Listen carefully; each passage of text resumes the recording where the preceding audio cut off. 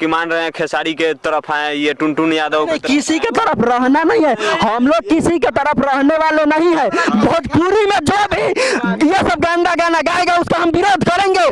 हाँ जरूर करेंगे, लेकिन ये सब गंदा गाना नहीं गाना चाहिए। उन लोगों को भी समझना चाहिए। बेटी चोत जौन गावत गायकार एकरा माई के चोत नुका पकड़ के मारला का काम बा, सरकारों के भी पकड़ला का काम है बेटी चोत संग के। ये गाना पर पूरी तरह से बैन लागे के चाहिए कि ना, बाइकाट करे के चाहिए कि ना, एकदम लागे के चाहिए माधर चोत संग के, गायकारों संग लागे के चाहिए, भोसरी वाला संग सब के लागे के चाहिए, राइटर फाइटर सब कोनो के, ठीक बा। के मतलब है जवार के बा, कोई जवार के नहीं खे। जे विरोध जे गलत गाना गाई ओकर विरोध होई भोजपुरी में।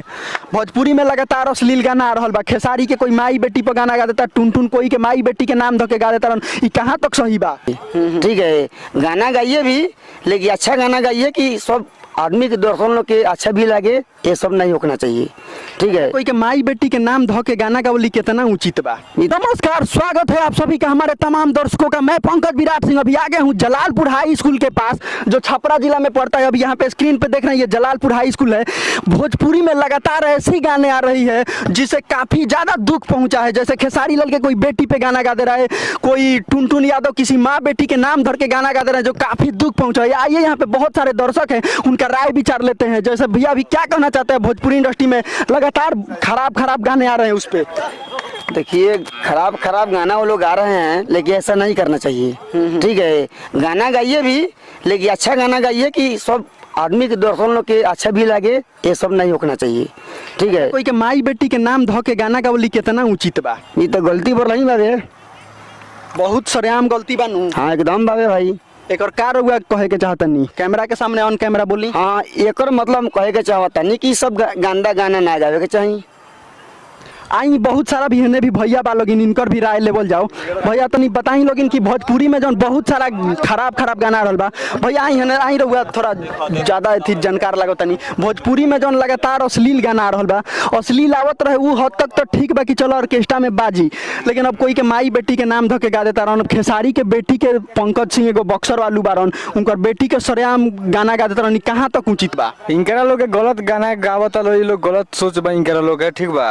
सब के इज्जते ह आ कोई के बेटी ही है। बेटी चोत जौन गावत गायकार एकरा माई के चोत नुका पकड़ के मारला का काम बा, सरकारों के भी पकड़ला का काम है बेटी चोत संग के। ये गाना पर पूरी तरह से बैन लागे के चाहिए कि ना, बाइकाट करे के चाहिए कि ना, एकदम लागे के चाहिए माधर चोत संग के, गायकारों संग लागे के चाहिए, भोसरी वाला संग सब के लागे के चाहिए, राइटर फाइटर सब कोनो के, ठीक बा। ई भोजपुरी में अभी लगातार चलत आ रहल बाटे, जौन की विवाद खत्म होके के नाम नहीं खेलते पर का कहे के चाहता नहीं रहुआ? ये तो सरकार सोची लो करे लो उनके लोग करे के बा, हमनी के में तो कुछ करला के बोलला से कुछ होखेला बावे ना। गाना हटावे के चाहिए कि ना यूट्यूब पर से? हटावे के चाहिए, जब खराब गाना बा तो हटावे के चाहिए। सर बात खेसारी जी लाइव आके कहतनी कि हम इस सब विवाद में पड़े के नहीं चाहत, ओमे हमारा बेटी पर गाना आवता, बहुत सारा मतलब वो वीडियो ऐसे में बना के लाइव आके बोलले रही, ए पर हुआ क्या कहे के चाहतनी? अगला जब नहीं के पड़े के चाहत तो करे कैसा ना कि माने बार उंगली क के माने सोची के मंगेबे करी या बोलेबे करी, ठीक बा। जौन भी दुश्मनी बा खेसारी लाल यादव से लेवल कि ओकरा परिवार घर समाज माई बेटी से ली लोग। अब ओकरा से का बतियावल जाओ, का ना बतियावल जाओ, ये बहुत गलत बात बानू। आई बहुत सारा इन्हें भैया बालोग लोग से भी जानता नहीं कि गाना लगातार भोजपुरी में अश्लील गाना आ रहल बा। तनी हेने देखावा कैमरामैन, हेने देखावा ही लोगिन के। भाई बोला लोगिन यार काहेगा भगवा लोगिन, जौन भोजपुरी हमनी के माटी के गाना जौन आज इतना ऊपर जात रहल ओकरा के फिर से नीचे दबावल जा रहल बा। ए पर का कहे के चाहता नहीं, भोजपुरी ऐसा ही बदनाम बाटे घटिया फुहर सिनेमा से। भाई बोला लोगिन यार, कुछ बोला लोगिन भाई। भाई बोलो। भाई हम ना बोले नहीं, बहुत सारा दर्शक बालोग लेकिन किन्हू अपन राय विचार नहीं रखे के चाहती। बहुत दुख के बात बाटे, जलालपुर के हम धरती पर बानी अभी। भाई कुछ बोला हो, तू बोला भाई, कुछ बोला। कैमरा के सामने बोलो। हम बहुत गलत गाना गा रहा है लोग, गा रहे लोग ना, तो क्या मतलब ऊपर क्या कहे के चाहता रहो? सरकार को यही करना चाहिए कि बैन करना चाहिए। सरकार को ये सब बैन कर देना चाहिए। सरकार को भी ये सब समझना चाहिए।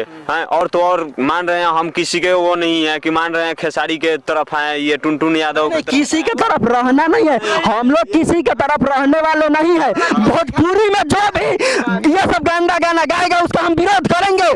हाँ जरूर करेंगे, लेकिन ये सब गंदा गाना नहीं गाना चाहिए उन लोगों को भी समझना चाहिए, उनके भी घर में माँ बहन होगी। हाँ सही है, बात सही है। ये लोग पूरी तरह से भोजपुरी भाषा को डुबाने पे लग गए हैं। बहुत सदियों से चला रहा है भोजपुरी घटिया और फुहर सिनेमा है, जिस लेवल को पूरी तरह से दबाया जा रहा था पहले, अभी 3-4 साल में उसका वो लेवल काफी ऊपर जा रहा था, फिर से वही काम शुरू हो चुका है भोजपुरी इंडस्ट्री में। क्या कहना चाहते हैं, बोलिए खुलकर बोलिए भैया। बोलिए क्या करना चाहिए, सरकार को इस पे बैन लगा देना चाहिए, और तो और ये जो गा रहा है ये सब अश्लील गाने उसके ऊपर दबाव डालना चाहिए। ऑडियंस के बारे में क्या कहना चाहते हैं, जो ऑडियंस ये गाना जाकर सुन रहे हैं? ऑडियंस के बारे में क्या कहेंगे, अब सुन रहे हैं, जो गा दिया है वो तो गाना पर रिपोर्ट मारिए, डिसलाइक करिए। हाँ तो वो तो डिसलाइक है, वो नहीं करना वो तो आपके अंदर है, हमारे पब्लिक के अंदर है वो। हाँ तो वो तो पब्लिक के अंदर है ही है।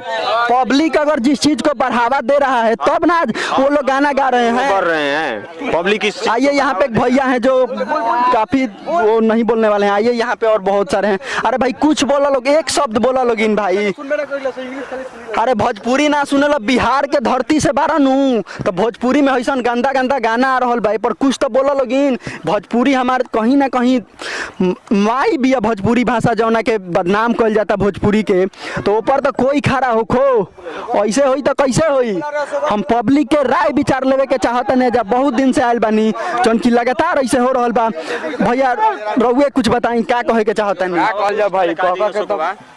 हाई भाई बोला, तू कुछ बोला भाई, भोजपुरी में बोला भाई। देखो बहुत ही अथी गज एजा हम बहुत अथी के साथ हैरान है कि कोई सवाल उठाइए जा, लेकिन हई भैया बारन जौन खुल के विरोध कर रहल बारन ऐसा गाना के, बहुत ही गलत बात बाटे जौन के ऐसे ना होके चाहिए। देखावा कैमरामैन तने एक बार होने की बहुत सारा भैया वाला, लेकिन किनहु विरोध नहीं के करत लोग।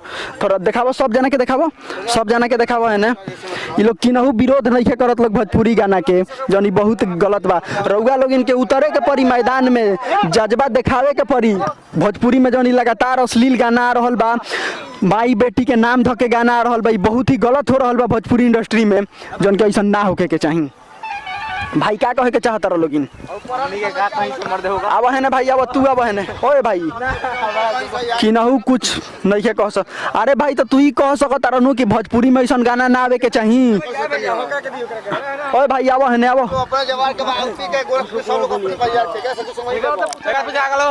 के मतलब है जवार के बा, कोई जवार के नहीं खे। जे विरोध, जे गलत गाना गाई ओकर विरोध होई भोजपुरी में। भोजपुरी में लगातार अश्लील गाना आ रहल बा, खेसारी के कोई माई बेटी पर गाना गा देता, टुन कोई के माई बेटी के नाम धके गा देता, ई कहाँ तक सही बा? बोला माइक में का कैसन भाई सब गाना गंदा बा कि नहीं बोल। कोई ये जब सवाल उठावे खातिर तैयार नहीं खे। वीडियो में हम यही जा समाप्ति चाहेम, काहे कि बहुत दुख लागल भोजपुरी में ऐसा गाना आ रहल बा तो कोई के माई बेटी के नाम धके गावल जाता, तो अब इससे ज़्यादा हम क्या कह सकता नहीं। मिलता नहीं कुछ अगला अच्छा वीडियो के साथ, तब तक के लिए जय हिंद, जय भारत।